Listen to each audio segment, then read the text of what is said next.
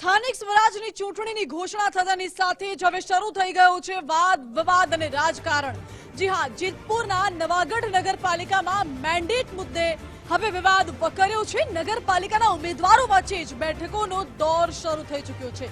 જેતપુરની પટેલ સમાજવાડીમાં બેઠકનું આયોજન કરવામાં આવ્યું હતું, જેમાં બેઠકમાં મુદ્દે ચર્ચા કરવામાં આવી। મેન્ડેટ મુદ્દે ચર્ચા થઈ। બેઠકમાં જયેશ રાદડિયા પણ ઉપસ્થિત જોવા મળ્યા, તો આ સાથે સુરેશ સરખેલિયા અને કલ્પેશ રાંક પણ બેઠકમાં હાજર જોવા મળ્યા છે। આ તો નવાગઢ નગરપાલિકામાં મેન્ડેટ મુદ્દે વિવાદ વકર્યો, એક બેઠક પણ મળી। વધુ જાણકારી આપી રહ્યા છે સંવાદદાતા રહીમ લાખાણી લાઈવ જોડાઈ ગયા છે। રહીમ, મેન્ડેટ મુદ્દે વિવાદ કઈ દિશામાં અત્યારે વકરી રહ્યું છે?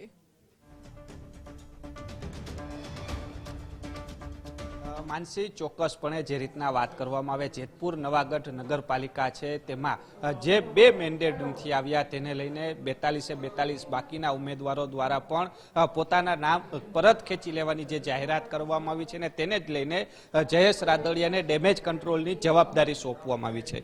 હું સીધા જ દ્રશ્યો બતાવીશ, જે અત્યારે તમે દ્રશ્યો જોઈ શકો છો।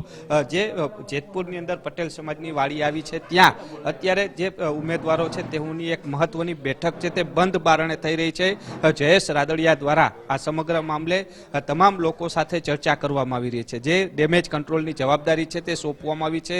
જે રીતના જયેશ રાદડિયા સાથે ઔપચારિક વાત થઈ ગુજરાત ફર્સ્ટ સાથે, ને તેઓએ કહ્યું કે ઘીના ઠામમાં ઘી ઢોરાઈ જશે, કોઈ જ ઉપાધિ કરવાની જરૂર નથી। પરંતુ જે રીતના જેતપુરની અંદર જૂથવાદ ચાલી રહ્યો છે ને તેને લઈને જે સુરેશભાઈએ જે આક્ષેપો કર્યા હતા કે જેતપુરના વ્યક્તિ જે હાલ પ્રદેશની અંદર સારી એવા પદ ઉપર છે તેમના દ્વારા આ કૃત્ય કરવામાં આવ્યાનો આક્ષેપ પણ કરવામાં આવ્યો છે। જો બીજી બાજુ જયેશ રાદડિયા છે આ સમગ્ર મામલે જે ઘીના ઠામમાં ઘી ઢોળવાના પ્રયાસ થઈ રહ્યા છે, ડેમેજ કંટ્રોલની કામગીરી છે તે શરૂ થઈ ગઈ છે। લગભગ 10 મિનિટથી આ બેઠકની શરૂઆત થઈ ચૂકી છે। અડધી પોણી કલાક સુધી આ બેઠક ચાલે તેવી વાત છે તે સામે આવી રહી છે।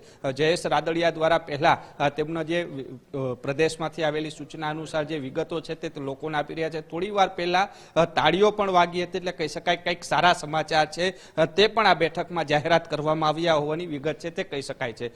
બેઠક પૂર્ણ થયા બાદ જયેશ રાદડિયાને બંને દ્વારા એક પત્રકાર પરિષદનું પણ આયોજન કરવામાં આવશે। એટલે કહી શકાય કે બેઠકનો દોર છે તે શરૂઆત થઈ ગઈ છે। ડેમેજ કંટ્રોલની જવાબદારી જે જયેશ રાદડિયાને સોંપવામાં આવી છે અને તેને લઈને કહી શકાય કે ડેમેજ કંટ્રોલની કામગીરી છે તેની શરૂઆત છે તે અત્યારે થઈ ગઈ છે અને થોડી વાર બાદ એક પત્રકાર પરિષદનું આયોજન કરવામાં આવ્યું છે અને કયા પ્રકારનો નિર્ણય લેવામાં આવ્યો છે તે પણ છે તે જાહેર કરવામાં આવશે। માનસી જી રહીમ, આભાર આપનો।